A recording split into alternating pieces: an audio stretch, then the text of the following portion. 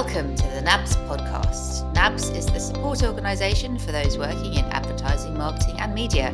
I'm your host, Louise Scody. Each week I'll be chatting with someone from our industry to find out how they support themselves and those around them through challenging times as well as the day-to-day. And it's all to help you support your own mental wellness. I can't wait to start chatting. This week our guest is Cat Wiles. Cat Wiles is Chief Strategy Officer at Lucky Generals, the creative agency. Kat's worked at some of the world's most respected creative agencies.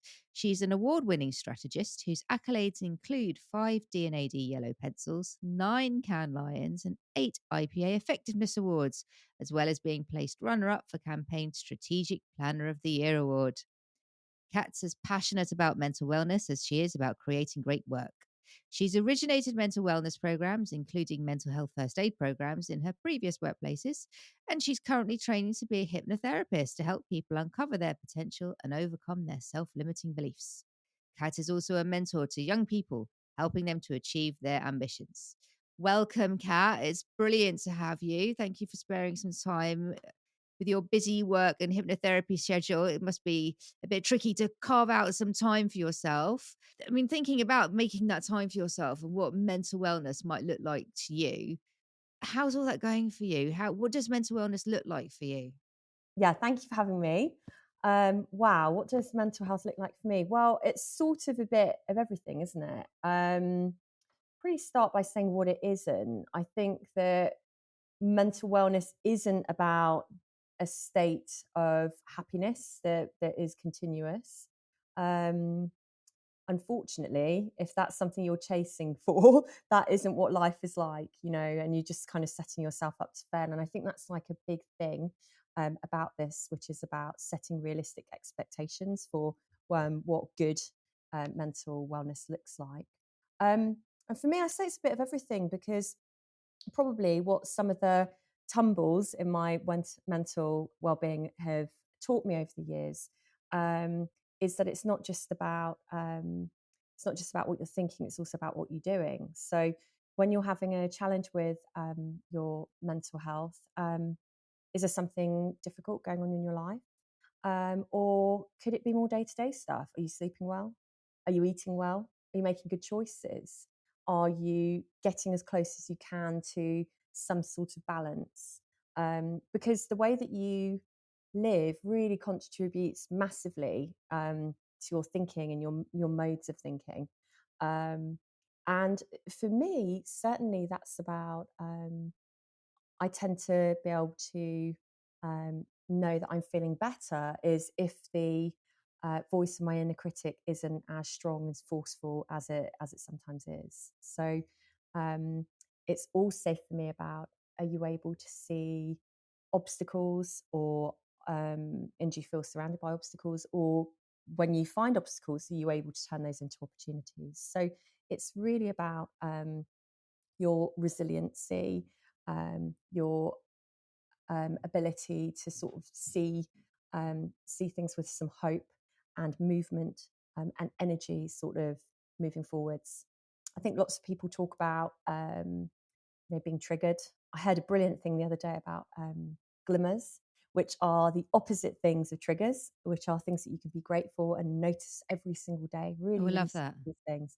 It's so good, isn't it? I saw it on Instagram. I have, like how you can like save pages. I've got about 40 different pages saved of like glimmers.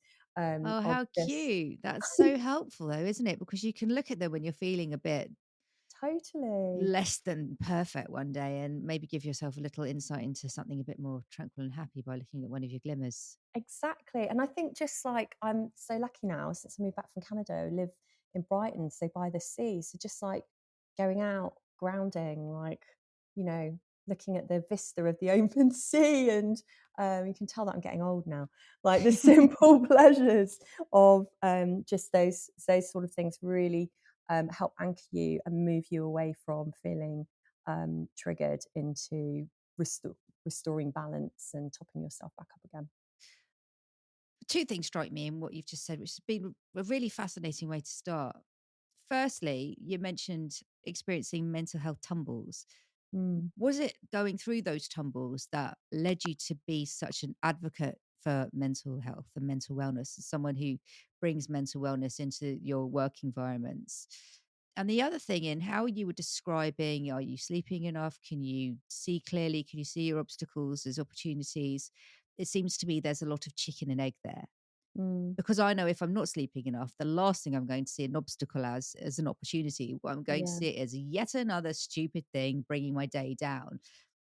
Are you sleeping enough? Are you eating enough? Well, if I'm not sleeping enough, then I'm eating too much and possibly of the Mm, wrong thing, things that aren't going to perk me up, but are going to make me peak and trough, peak and trough, peak and trough. yeah. So it seems to me your perspective is you've identified quite a few things. There's lots of interconnectedness, and it's about keeping your eye on the prize with all of them. Yeah. And how's the recovery going from those tumbles as well?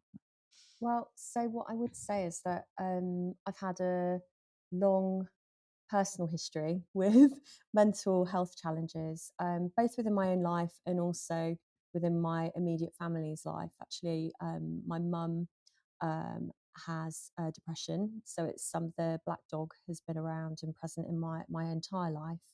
And my first challenges with my own mental health, which was quite severe, was in my second year of university. So, Oh, me too. I had such um, a difficult second year.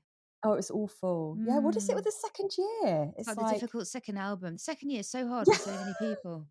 oh my gosh, that's so funny that you'd say that. Yeah, I found it absolutely savage, and Mm. yeah, really very depressed. And actually, weirdly, one of my friends from university also had the second year thing as well. So maybe it's a thing. See if it's a thing, and I'm going to be straight on Reddit after this Yeah, like, because is it a trend or have we just spotted something here? yeah, exactly, coincidence or trend. Um, and then various times throughout my life, probably the most recent one that was pronounced was after I gave birth to my second son, who was premature, and there was lots of stuff going on in my life at that moment in time. But you know, I just had a complete. I mean, that was much even way more pronounced than the one at university, which was really bad. Mm. But this was, yeah, a lot of like um, I think postnatal depression, but also Mm. lots of other stress induced depression as well. So that was a that was a big well to climb up from. I'm sure. Um, And it sounds as though you're doing a good job of climbing. And is that what then makes you think, I want to help other people and well, of support their course. I mental mean, wellness?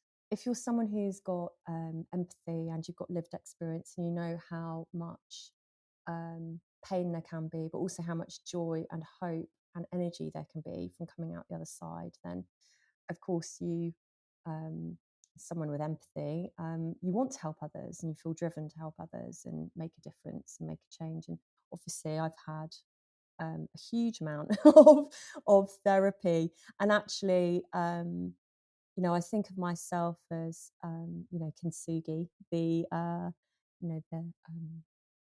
smashed bit of pottery that's put back together with gold. So wonky and imperfect, and different from before some of my challenges, but put back together different, stronger in some ways, not in others. But that's good. That's life. That's how you develop. That's how you grow. And actually, I think all of my challenges have made me genuinely a better person, made me a better leader, better at what I do.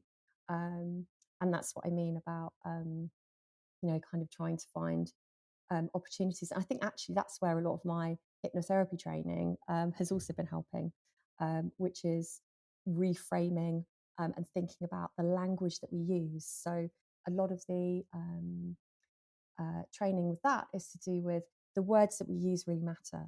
So if you sit Mm. there and you say about something, you know, like before a presentation or something like, "Oh, I'm terrified." If you even just say that word "terrified" out loud, I literally said it then, and I just felt it, a degree of panic and anxiety go to my chest. Mm. And you know, so the words we use really matter, and your brain doesn't know the difference. So you can actually retrain your brain with different things. So if you are nervous, for example, about taking a presentation or something, you can just repeat to your brain, "I'm excited," and say Even that if you're like not three feeling times. excited, can you do Yes, that because and will it work?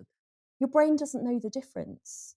So the brain doesn't know the difference between being nervous and being excited and being terrified. So don't use words that catastrophize, make things worse, create that snowball effect. because actually, if you use more empowering language, well, what they say, um, fake it till you make it. Nobody ever Yeah. talks about then become it, which is the third Mm. thing, which I think is the most important thing. So embody what you want to be every day, and keep going towards that, and you'll get there.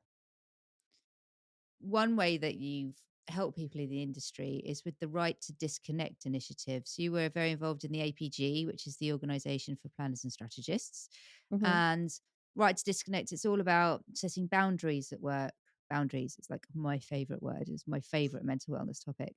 And Yeah. how you use those boundaries to protect your mental wellness. So, what was the background for this specific initiative, and what practical tips can you give us all that we can implement? Yeah. So, well, it was a while ago now. So it's like, I think back in like 2017, 2018. And it was about, the background was about putting the P back into the APG, which, of course, is the account planning group, but actually looking at the P as something else, which is the P as in the people, looking at our community that makes up the APG. And obviously, only as strong as our numbers. And at that time, I was on the committee, and we were looking around and seeing that actually the way that planners were working, and we're a sensitive lot, I think, with a department within the industry that have got, and a discipline that have got, like, generally high emotional intelligence, probably, like, more sensitive, and that they, a lot of strategists do have a predication to overwork, work very hard, perfection. And so there was just a bit of a temperature check on how people were feeling. There was a questionnaire that went out, and then what we realised was that we could actually start helping our members in more ways. And um, it also, the more people we spoke to, the more that we learnt. Um, and when we got the results back from the questionnaire, which had said that people were finding some challenges in the way that they were working, we thought, well, why don't we do an event, and let's see if there's any interest for it. And there were kind of three speakers there. I was one of them, and we did it. We thought that it would be the wrong thing to do it in an agency within that environment when you're talking about something as sensitive as mental health and resilience and stuff. So we did it above a pub, actually, not too far from where I am now at Lucky, is just near Farringdon. And it was one of the fastest selling events. It like sold out in 24 hours. Um, and so it was kind of standing room only. At that time, actually, when I did the talk, I was still in therapy, and everything was very raw. I hadn't long returned to work from having my second child. Actually, my psychologist was like, "Are you sure you really want to do this? You've got a pitch on at the moment. You've got this. You've got that."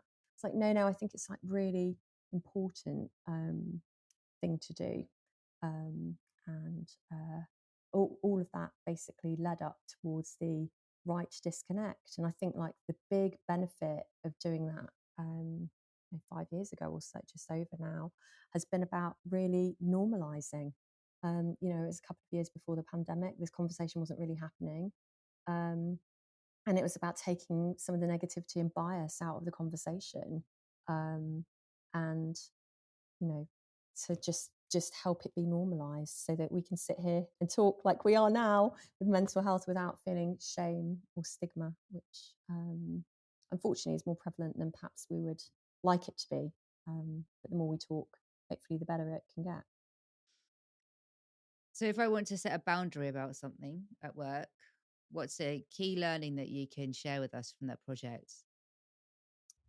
So I think from that project, we talked about 8 till 8, no emails from outside 8 to 8. I think as we all have a choice about how we engage others at work. We can do scheduled sends, which I'm a big fan of. So you don't have to encroach on other people's weekends, on their evenings. Hold yourself account to how you're working, and you might want to be working until all hours.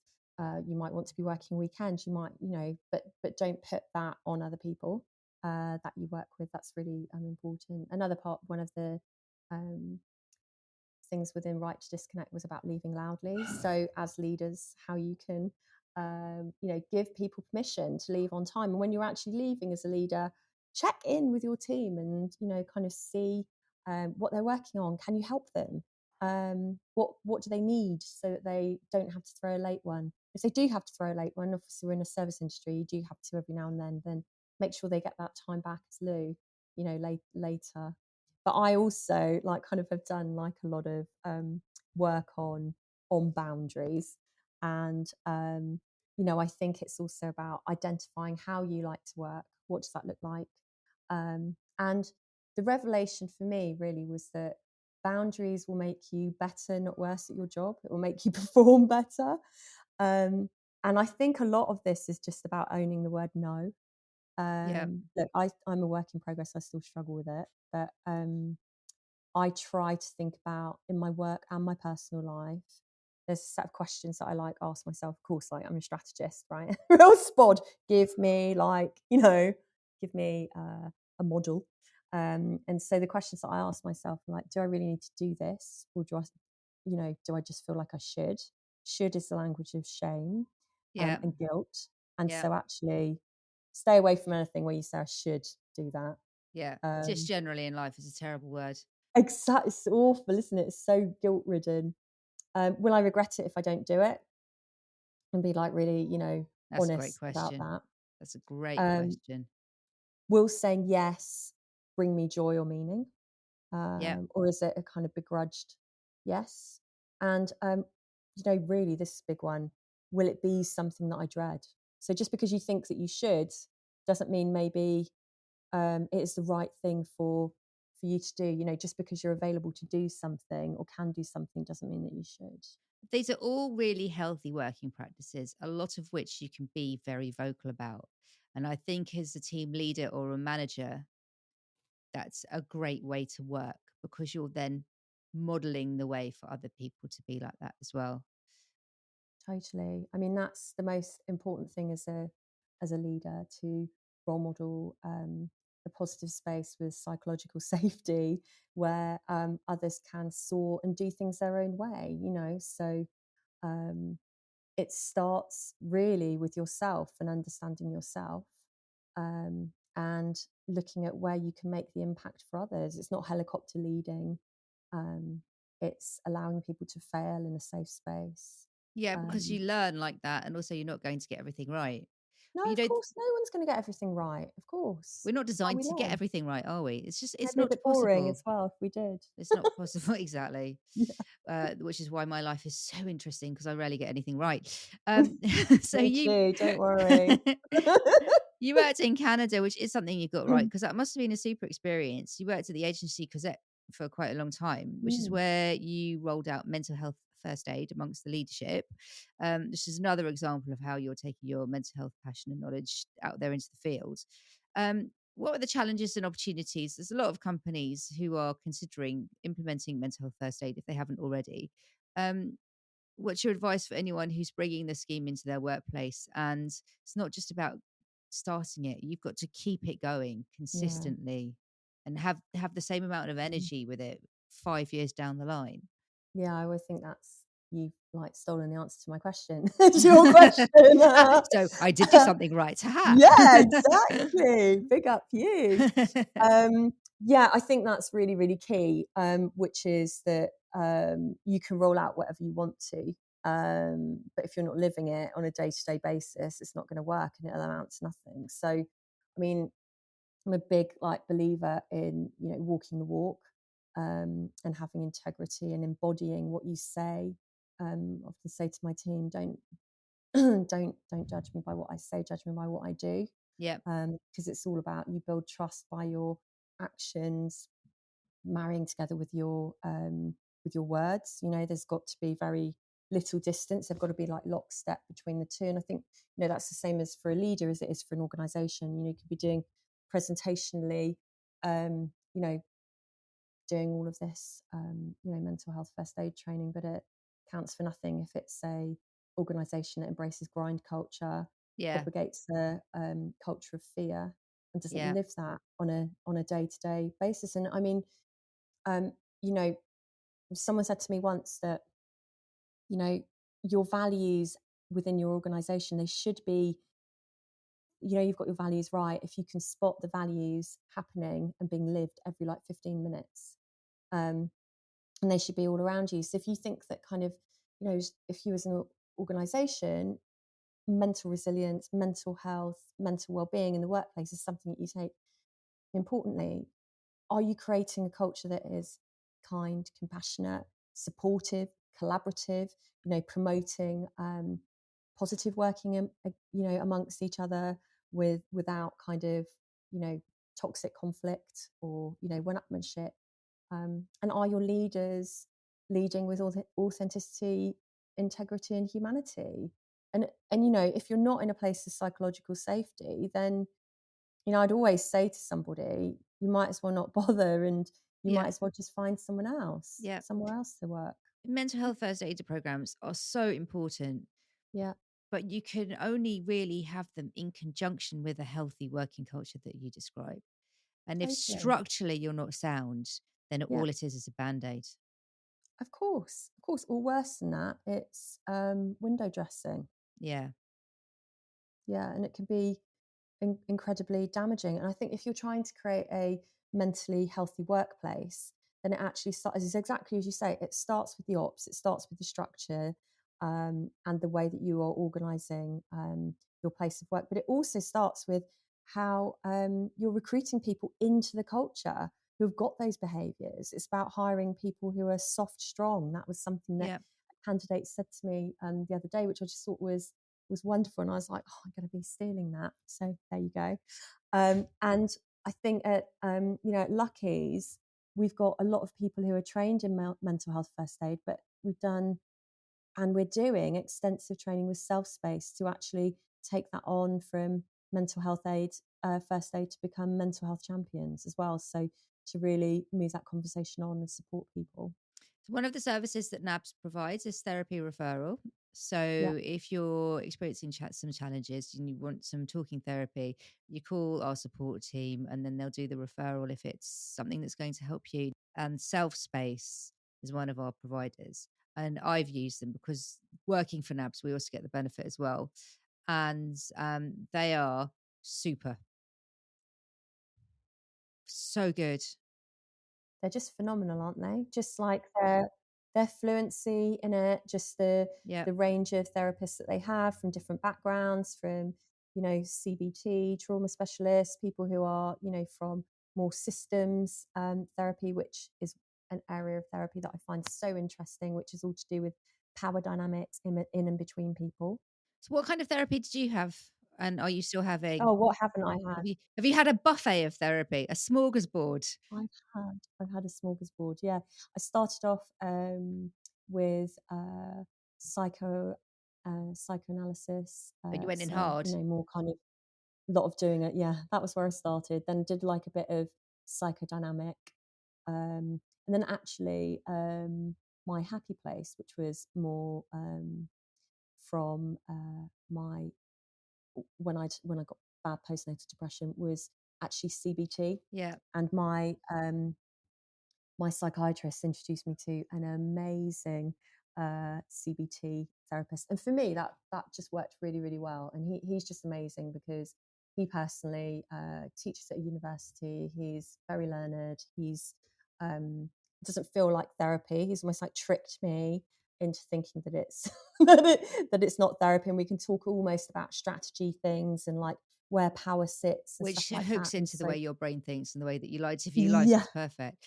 I would say if you're listening to exactly. this thinking, well, I'd like to approach NABS for therapy referral, but I don't know what type of therapy I want, you don't need to because we'll have that You conversation don't. with you and then the therapy provider will have that conversation with you. So you just kind of go in and experiment. And so many people who've had therapy have had, one or two therapists. Maybe they've got chemistry with one, but not with another. And it's fine, isn't it, to have that process of trial and error?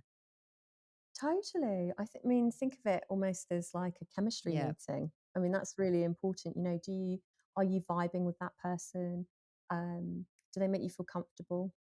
Do they make you feel like um, they're going to sit down in the hole at the bottom of the well with you and then slowly, slowly help get you back up to the surface? Is it, are they someone that you just feel comfortable around, that you can confide in? Do you leave the sessions feeling better than when you went in, even if even if slightly Yeah. better? Because if they don't, I actually a few years ago I had to do, it's a different conversation, but I had to do a court case to go to Canada, and I remember going to see two different lawyers. The first one I went to just made me feel scared and almost like I had a panic attack and like I couldn't do it. And then the second one that I went to um, made me feel like I could do it. You And knew, so, I you went knew. with them. And it is the same when, Yeah. when you're in a good team or whether you have a good friend. Do you feel lifted up or do Yes. you feel squished after you spend time with that person or people? Oh, totally. I mean, like, this has been one of my greatest joys about being back in the UK for the past year. It's just been, I've got so many friends in the industry. I'm so lucky, because I've worked in the industry for like 20 years. It's the amount of support that I get from my friends within the industry. Can pick up the phone to each other, share ideas, share problems, have a bitch. It's like share ideas. You don't feel like you're alone. And I think having friends as cheerleaders is really invaluable. And sometimes I'm lifting them up, and sometimes they're lifting me up, and that's just been such a joy to kind of rediscover that That was since I've been amazing back. because you answered my question without me having to ask it. The question was, how does the Adlan community lift you up? Well, that's exactly how, people. We know exactly how that works. It sounds as though it's a mutual exchange. That's what I like about that. Yeah, of And it's course. rediscovering your community. We are so passionate about the power of community on the podcast, and lots of people who come on the podcast will talk about that. And it sounds as though the pleasure of you coming back Yeah. to the UK is that you've gone back into your community and you're reinforcing all of your links there. Oh yeah, absolutely love it. And the one of the big things that happened as well, because from living in Canada, we decided that when we came back, we didn't want to live in London, so we wanted to relocate. And I just felt this like weird feeling that I should be in Brighton, and my partner agreed. And so not only were we doing a country move, but we were also doing like selling a house, finding a house. Like, I'd never lived in Brighton before, so on choosing schools, like, honestly, it was a bit of blind dart, but it's kind of trust the process, and actually realize that I've got like quite a few friends that are in Brighton. There's like three of the A&B crew Okay, so down that's there. worked There's like, out. one of my friends for VCPs down there. We've got a whole like WhatsApp group chat. Like on a weekends, we go to like the sauna on the Oh, beach. We're like lovely. living our bright and best lives. So yeah, it's great, and that's really amazing. We've even got a crew on the commuter train as Oh, well. great. So it's I really love good Brighton. You're fun. so lucky Yeah. living there. Oh. I can't believe we've got to the end of this conversation. It's just been so interesting and has flown by. Um, my last question to you is, what's a lesson you've learned about how to support yourself? Probably the biggest one is about how to quieten the inner critic. And I think recognizing when that inner critic voice is getting louder. The other thing is voice dialogue therapy, which have got different characters almost. And there's one of the characters is called the pusher. And the pusher is very connected to the inner critic. And I realized that I got a really strong pusher voice when I did some work with a coach that I had in Canada, and the pusher is the voice that pushes you to go beyond anything that is reasonable, go beyond your boundaries, like all the ducks. The pusher was always making me break my boundaries. So I'm much better now at like recognizing when it's the pusher, and also just getting a bit better at trying to get my perfectionism under control. And a big thing for that with me is letting go of what I believed a strategist should look like, how a strategist should work, which is, going into a room, being able to write a deck perfectly, coming up with the answer. And I don't work like that, unfortunately. I get to my best thinking by talking, collaborating, texture, tone, um, and often get my best ideas when it's not at all connected to what I'm working on. So I think probably if I'm thinking about a lesson that I've learned, which is um, do some work to understand how you like to work, where you get your energy from, and lean into that.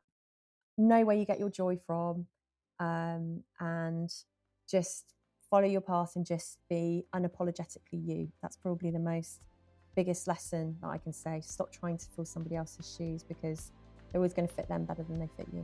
That's a lovely note to end on, and I really like the shoes I'm wearing today. So that has particular resonance for me. Thank you so much for joining us, Kat. It's been an absolute pleasure. You're so welcome. Thank you for having me.